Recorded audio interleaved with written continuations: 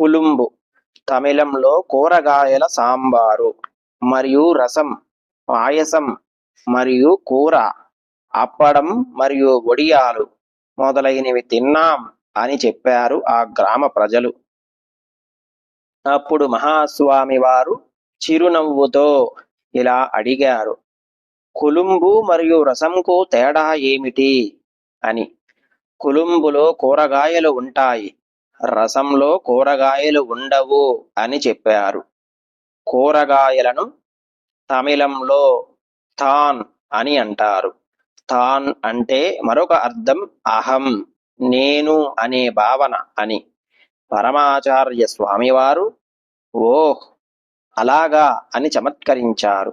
కులుంబులో తాన్ లేదా అహంకారం లేకపోతే అది రసం అంటే రసమయం అవుతుంది.